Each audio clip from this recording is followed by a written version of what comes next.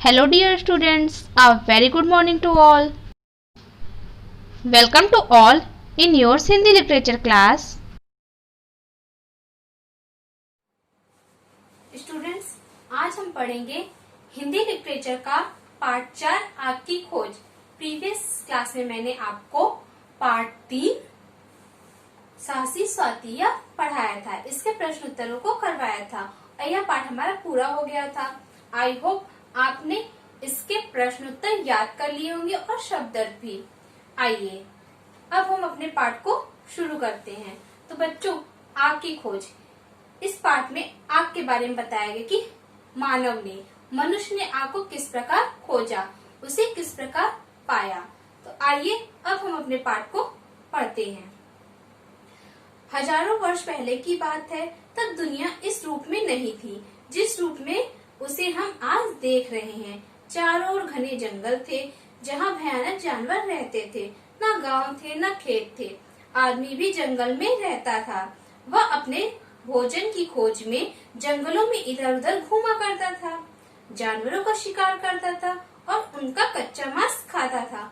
तो बच्चों, जैसी की दुनिया आप अभी देख रहे हो, घर देख रहे हो, सड़कें देख रहे हो, पुराने समय में यानी आज से हजारों वर्ष पहले ऐसा माहौल नहीं था, यानी ऐसा वातावरण नहीं था। तब सिर्फ जंगल ही जंगल थे और जंगल में आपको पता है ना कौन रहते हैं? जंगली जानवर। तो मनुष्य भी उन्हीं के बीच में रहता था और न उसके पास घर था, न खेत थे, न ही उसके पास भोजन था। उस समय मनुष्य जो जंगली जानवर थे उनको मारता था और उनका कच्चा मांस खाता था। संयोग से उसे आग का पता लग गया। एक बार वह शिकार के लिए जा रहा था। उसके पास कोई हथियार ना था। निशाना मारने के लिए उसने बड़े पत्थर के छोटे छोटे टुकड़े करना चाहा। पत्थर को पत्थर पर मारा, इससे चमक निकली। तो बच्चों, एक बार ऐसे ही अचानक से जो मनुष्य था यानी आदि मानव था, वह क्या कर रहा था? शिकार कर रहा था। और शिकार करने के लिए उसको क्या चाहिए था? कोई हथियार यानी कोई औजार। तो उसने सोचा कि मैं पत्थर को पत्थर से तोड़कर छोटा कर लेता हूँ। तो वह बड़े पत्थर से छोटे पत्थर करने के लिए एक पत्थर को दूसरे पत्थर पर मारता है, तो उससे क्या निकलती? चमक निकलती है। उसकी समझ में नहीं आया। दूसरी बार फिर एक पत्थर को दूसरे पत्थर पर उसी तरह मारा। फिर वैसी ही लाल पीली चिंगारियां निकली। ये चिंगारियां नीचे पड़ी सूखी घास पर जा लगी, इससे घास जलने लगी। तो बच्चों, जब एक बार चमक उठी तो उसे कुछ समझ में नहीं आया था। उसने फिर से वैसे ही एक पत्थर को दूसरे पत्थर से मारा, तो फिर से चमक निकली और इस बार वह चमक वहाँ पड़ी सूखी घास में चली गई और जिससे वहाँ वो जो सूखी घास थी वह जलने लगी। वह आदमी अचरज से देखने लगा। उसे प्रकाश और गर्मी दोनों का अनुभव हुआ। यह उसके लिए एक नई चीज थी। तो बच्चों, जब आपके सामने अचानक से कुछ हो जाता है तो आप आश्चर्य से देखते हो ना, वैसे ही आदि मानव भी उसे आश्चर्य से देखने लगे। और आपको पता ही है, आग में क्या होती है? हमारी गर्मी होती है और आग में हमारी रोशनी भी होती है। तो उसे उससे गर्मी और रोशनी दोनों का अनुभव हुए, यानी दोनों से महसूस हुए। इससे वह बहुत प्रसन्न हुआ और नाचने लगा। घास पात और लकड़ी डालकर उसको वह जलाता रहा। उसने उसे बुझने नहीं दिया। आग उत्पन्न हो गई। तो बच्चों, जब उसे गर्मी और उससे रोशनी प्राप्त हुई तो उसने उस आग को काफी देर तक बनाए रखने के लिए उसमें सूखी लकड़ियां, घास, पत्ती जो भी उसे मिलता था वह उसमें डालता गया, जिससे आग जलती रहे। संयोग से एक बार उसके हाथ से मांस का टुकड़ा उस आग में गिर गया। उसने उसे उठाकर खाया, जो उसे बहुत स्वादिष्ट लगा। अब तो इस आग को बनाए रखने की उसकी इच्छा और भी प्रबल उठी। तो बच्चों, वह उस आग को बनाए रखा था। अचानक से एक दिन क्या होता है कि जब वो मांस खा रहा होता है तो वह उसमें आग में जाके गिर जाता है और वह उसे निकालता है और उसे फिर खाता है, क्योंकि उसे पता वो उसके खाने की चीज है। तो आग में गिरने के बाद भी वो उसे निकाल कर फिर खाता है, तो वह उसे और स्वादिष्ट लगता है क्योंकि वो पक जाता है। उसकी और भी इच्छा बढ़ गई कि मैं इस आग को बनाए रखूं। यह थी आग की खोज। आग का पता तो चल गया, पर उसको जलता कैसे रखे, यह उसके सामने एक बड़ी कठिनाई थी। कहीं से एक पत्थर हाथ आ गया।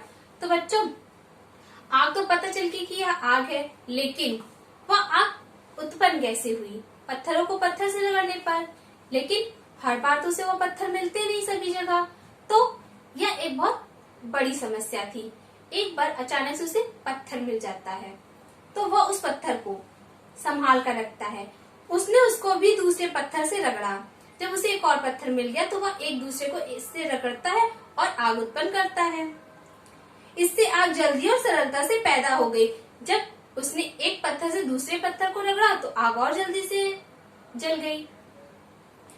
उसकी प्रसन्नता बढ़ी। उस पत्थर के बीच में उसने एक गड्ढा कर लिया। उसी पत्थर की पतली लंबी खूंटी भी उसने बना ली। पत्थर के टुकड़े में किए गए गड्ढे में बस खूंटी को चारों ओर से घुमाया, पत्थरों की रगड़ से चिंगारी निकली और पास की सूखी घास में लग गई। तो बच्चों, उसने क्या किया? उस पत्थर में एक छोटा सा छेद बना लिया और फिर उसमें पत्थर की ही क्या बना दी? उसने खूंटी बना दी और फिर उसको उसी में घुमाता गया, जिससे चिंगारी निकलती गई और आग लग गई। इस तरह वह आग को जलाना सीख गया। उसने समझ लिया कि उन दो पत्थरों की रगड़ से कभी भी आग पैदा की जा सकती है। वह उनको बड़ी सावधानी से रखने लगा। ये पत्थर चकमक के पत्थर थे।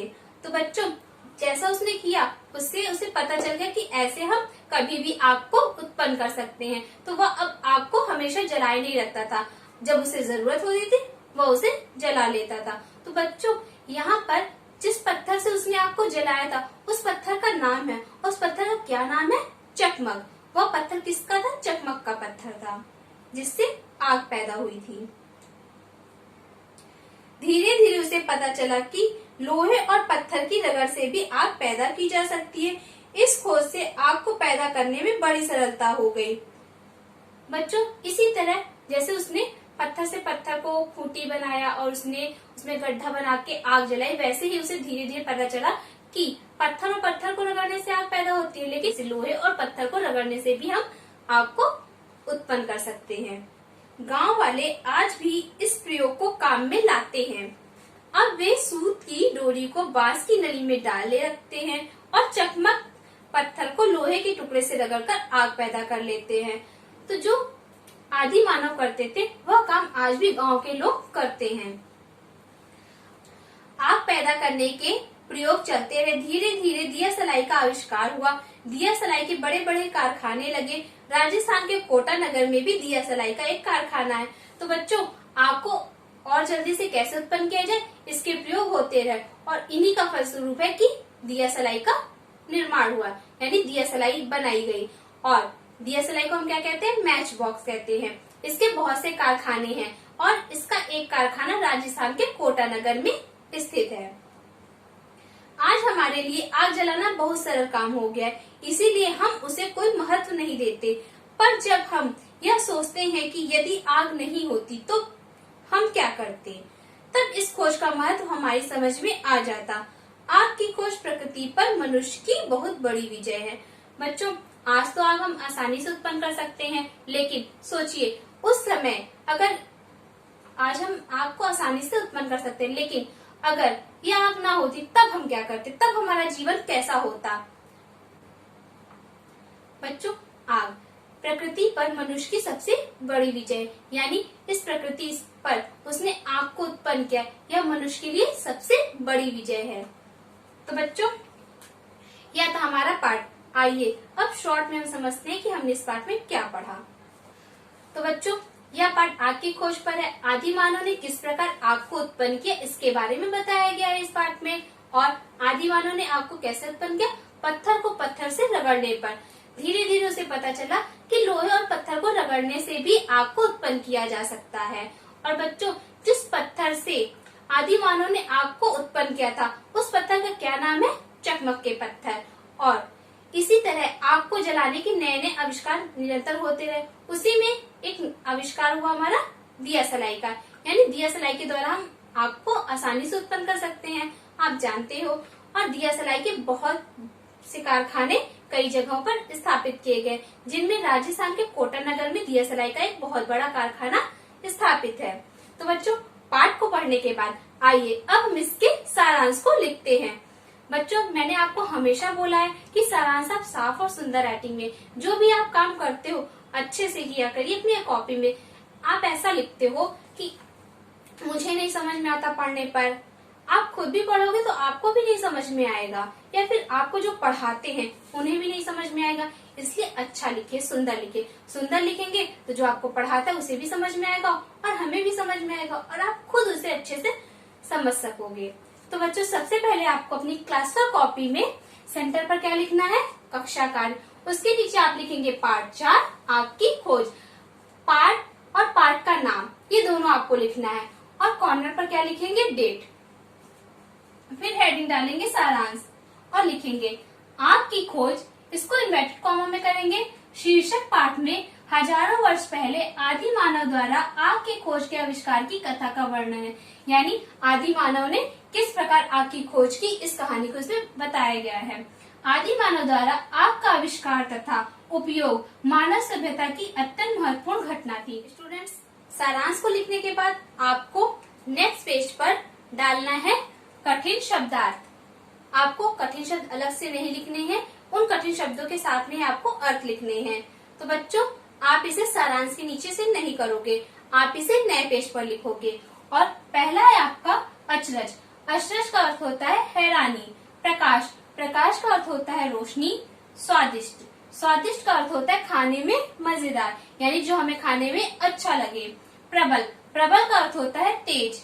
सरलता, सरलता का अर्थ होता है आसानी। आविष्कार, आविष्कार का अर्थ होता है हमारा खोज। विजय, विजय का अर्थ होता है जीत। प्रकृति, प्रकृति का अर्थ होता है कुदरत। तो बच्चों, आपको इसे अपनी क्लासवर्क कॉपी में साफ और सुंदर राइटिंग में लिखना है और इन सभी शब्द अर्थों को याद करके अपनी होमवर्क कॉपी में राइट करना है। आपको ये जो आपके कठिन शब्द हैं, अर्थ नहीं सिर्फ शब्द, इनमें से किन्हीं 5 शब्दों के वाक्य प्रयोग करने हैं और उसे आपको अपनी क्लासवर्क कॉपी में नहीं करना, उसे आपको अपनी होमवर्क कॉपी में करना है और ग्रुप में उसे सेंड करना है। आज का क्लास वर्क है आपका पार्ट 4 का सारांश और इसके कठिन शब्दार्थ को अपनी क्लासवर्क कॉपी में लिखिए। आज का होमवर्क है आपका पार्ट 4 को पढ़िए और इसके कठिन शब्दार्थ को याद करके लिखिए और किन्हीं 5 कठिन शब्दों के वाक्य प्रयोग करके उसे भी अपनी होमवर्क कॉपी में लिखिए। Thank you students. Thanks for watching and always keep smiling and take care.